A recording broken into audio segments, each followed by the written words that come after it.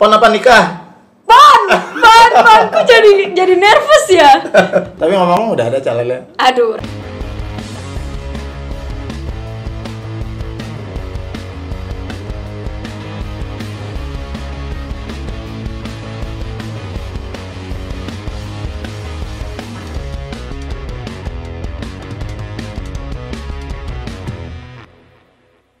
Edukasi tuh penting banget itu di dunia olahraga tuh, bukan cuma lo olahraga ya udah olahraga aja sehat, nggak juga gitu.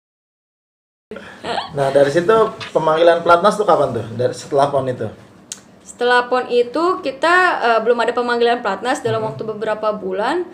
Ternyata nggak langsung pemanggilan pelatnas, tapi ada apa namanya, ada seleksi lagi di situ. Nah aku kebetulan nggak bisa ikut itu karena aku juga lebih milih untuk berkarir, cari pengalaman di tempat di dunia luar ya, dunia entertain gitu. Lu gabung kemana nih? Gabung ke West Team gitu. Oh jadi lu bagian dari West Team ya? Iya. Wah keren banget. Terus di West Team tuh gimana tuh? Ini artinya lu sebagai apa tuh? Jadi West Team itu adalah stand dan talent. Jadi Kak Iko membentuk tim untuk membuat koreografi film di action ya di Indonesia ataupun di luar gitu. Jadi Kak Iko punya tim sendiri, tim kreatifnya Kak Iko gitu. Nah di situ aku gabung dengan basic aku karate kan, dan yang lain tuh ada basicnya macam-macam.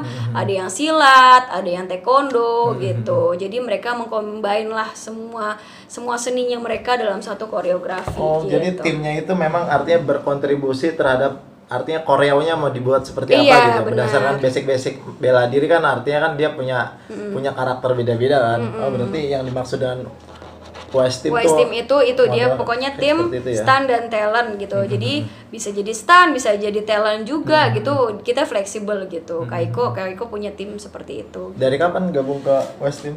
Itu dari 2016. Setelah pon itu ya? Setelah pon itu 2017 awal tahun gitu. Itu langsung ikut. Dan lo, gue lihat di CV gabung juga ke apa yang film apa? The Night Come For Us. The Night Come For Us. Itu sebagai apa tuh?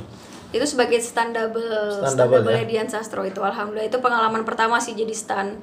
Jadi begitu gabung, ikut latihan sama timnya Kak Iko, diajarin basic gimana sih jadi seorang fighter di dunia perfilman, karena beda banget dunia film dengan fight kita sebagai atlet bela diri, itu beda banget. Jadi itu kita belajar dari awal lagi, menguasai apa namanya trik kamera tuh seperti apa, terus pokoknya banyak banget deh pengalaman di situ yang aku cari gitu. Jadi tertarik ke Iko Uwais dulu waktu itu, jadi vakum karatenya gitu. Berarti artinya dari 2016 sampai sekarang masih gabung nih? Alhamdulillah masih. Dan kalau yang di pelatnasnya ditinggal tuh setelah itu? Iya ditinggal ya? Ditinggal selesai tahun 2019 kemarin. Apa namanya, aku sebelum itu kan ada kejuaraan juga, seleksi untuk masuk pelatnas. Sempat kalah juga aku, Terus akhirnya udah lagi nggak pengen gitu, ya udahlah nggak mau deh, nggak muluk-muluk mau masuk pelatnas gitu ya. Yang penting alhamdulillah udah juara nasional. Sampai akhirnya 2019 itu udah jarang latihan karena aku juga fokus kerja waktu itu, bukan di West Team, ada lagi pekerjaan aku di dunia event. Nah pas aku kerja keasikan kerja ya, karena kan aku kan nggak bisa yang mengandalkan gaji atlet gitu kan, orangnya bisa apalagi nih, yang penting bisa ngasah kemampuan aku, apalagi aku seorang jurnalis. Jurnalis basicnya ya. Jurnalis basicnya. Sampai akhirnya 2019 itu ada kejuaraan Rimbawan Cup, itu seleksi nasional untuk SEA Games 2019. Jadi di tahun yang sama itu SEA Games, di tahun itu juga ada seleksi untuk masuk tim nasional. Terus gimana hasilnya? Jarang latihan, dimarahin pelatih habis-habisan. Maya masih mau gak sih? Tapi Maya latihan jarang-jarang gitu kan. Ya kalau masih dikasih kepercayaan ya Maya mau gitu, tapi kalau emang ya udah nothing tulus aja. Apalagi jarang latihan cuma berapa kali gitu. Akhirnya alhamdulillah di situ terakhir aku bilang gini dalam hati aku, ya Allah ini karate Maya terakhir. Kalau Maya juara, Maya lanjut karate. Kalau Maya gak juara, Maya selesai nih karate ya, Maya bilang gitu. Ternyata alhamdulillah menang lagi juara 1 di situ. Yang di seleknasnya ya? Di seleknasnya. Berarti lu masuk ke timnas untuk SEA Games 2019. Berarti lu ikut SEA Games ya? Alhamdulillah. Nah di SEA Games-nya gimana tuh? di SEA Games itu proses pelatnas itu aku cedera lagi, tapi dengan kaki yang berbeda, lutut di sebelah kanan.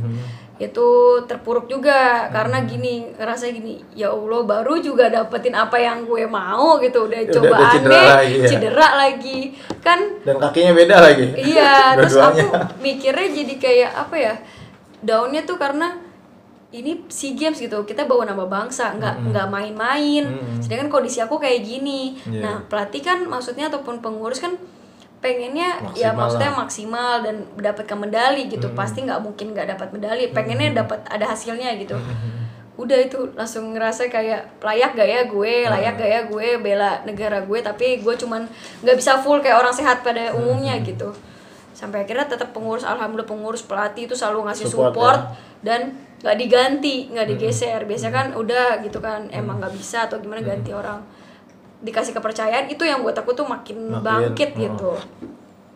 Apalagi sebelumnya itu pas prapon, jadi pas prapon untuk PON 2020 nih. Oh 2020. Jadi begitu aku pelatnas, prapon ada prapon itu tahun 2019 untuk PON 2020 kan. Di situ aku turun peringkat, aku kalah karena cedera aku ini. Terus aku nggak pernah latihan moving gitu, aku nggak pernah latihan kayak yang lain-lain. Aku latihan cuma di tempat sampai akhirnya prapon, bener-bener tuh feeling hilang. Kepercayaan diri hilang kayak gitu. Apalagi bebannya paling berat adalah bawa lambang Indonesia di dada aku itu. Orang pada ngeliatin, oh itu atlet Indonesia kayak gitu. Udah down, jatuh. Habis itu ada pelatih yang nguatin gitu, support aku lah untuk udah Mai bisa, ayo bisa, lo harus lolosin ini kelas lo gitu kan. Ya udah dengan cara minum obat apa, kaki sampai udah di sama Coach Andi udah di tapping kencengin kayak apaan tahu, pokoknya bener-bener udah lu terakhir nih patah lah sekalian ibaratnya gitu kan. Udah main alhamdulillah lolos gitu. Lolos untuk PON itu aku peringkat 5. Sedangkan PON yang 2016 itu praponnya aku peringkat 2 gitu.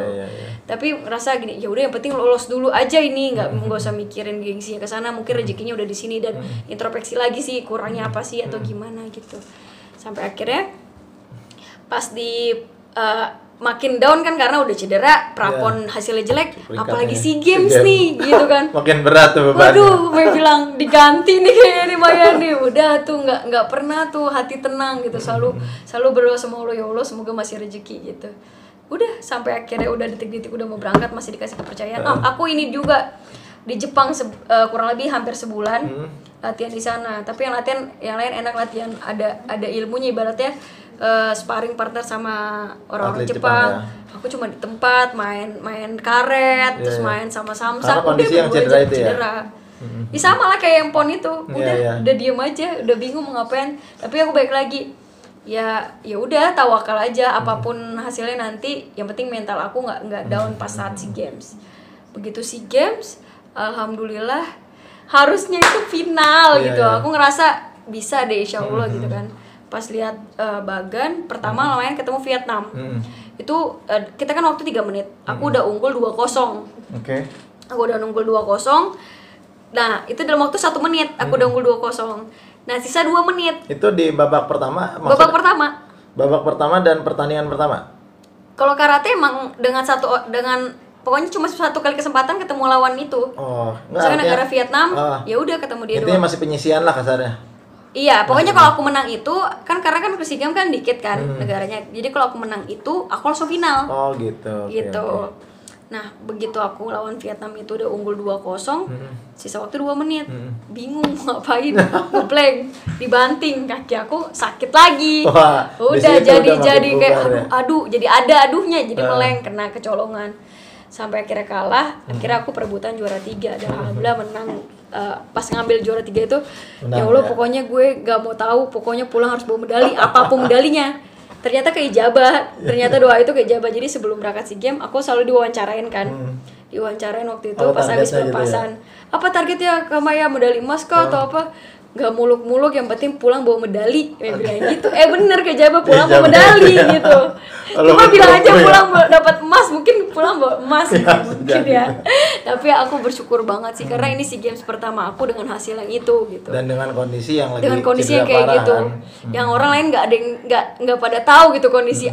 Aku nggak pernah latihan yang sparring atau apa, ngerasa terpuruk kayak gimana. Dan alhamdulillah bisa menyumbangkan medali lah untuk Indonesia gitu. Oke, dan itu SEA Games pertama tuh SEA ya. Games pertama aku. Dan ini sekarang berarti SEA Games kedua ya rencana ya di tahun 2021 ya. Insya Allah kalau sehat. Mudah-mudahan lancar dan gak cedera lagi. Amin. Amin ya Lo Allah. harus jaga banget dan lo harus konsul banget sama coach Ben kayaknya. Kayaknya sih. Aku sambil minum ya kayak. Oke, silakan minum. Oke, terakhir nih, Maya, kayaknya kita udah panjang juga nih ngobrol. Pengalaman lo dari awal karate sampai lo masuk Plada, Platnas, dan lo juga artinya ada kegiatan lain di Iko West. Nah, terakhir apa nih kira-kira target pencapaian lo berikutnya?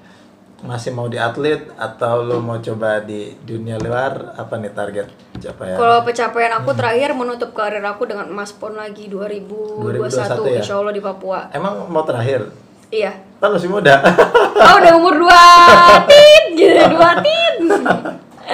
Insya Allah karena kenapa maksudnya cukup 2 SEA Games Insya Allah ya. Kalau masih lancar, masih dikasih rezeki, juara PON, juara SEA Games terakhir besok, udah nutup karir aku di 2021. Dan selebihnya karate ya. aku mungkin akan mencari pengalaman-pengalaman lain. Mungkin entah di dunia jurnalis, di dunia film ataupun di dunia lain. Oke, berarti ya mudah-mudahan apa yang lo harapkan insyaallah mudah-mudahan tercapai ya. Amin. PON 2021 dan SEA Games 2021. Sukses buat Maya ya. Amin. Oke, sahabat olahraga dimanapun berada, tadi kita sudah bahas, kita dengar pengalaman Maya yang luar biasa, yang artinya nanti kita buat kalian yang nonton video ini silakan diambil pelajarannya apa aja yang kira-kira bisa diambil pelajaran untuk bisa, terutama bagi teman-teman atau sahabat olahraga dimanapun yang memang calon-calon atlet karate atau memang sudah sekarang jadi atlet karate, harus bisa berprestasi lebih tinggi lagi dan ambil pelajaran dari Maya. Tadi dia sudah menceritakan kendala, salah satunya ada cedera apa segala macam, itu harus banget kalian perhatiin dan harus dihindarin.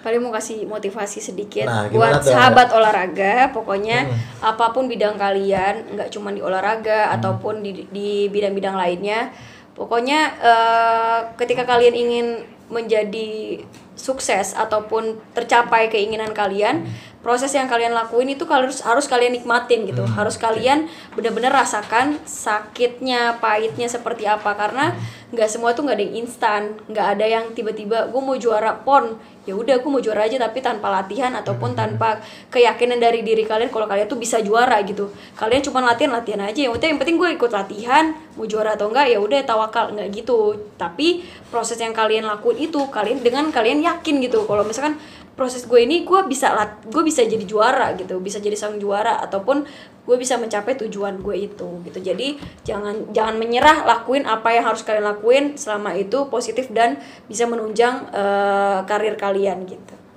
Oke Maya, sebelum kita tutup gue punya kuis terakhir nih ya, kuis jawab cepat.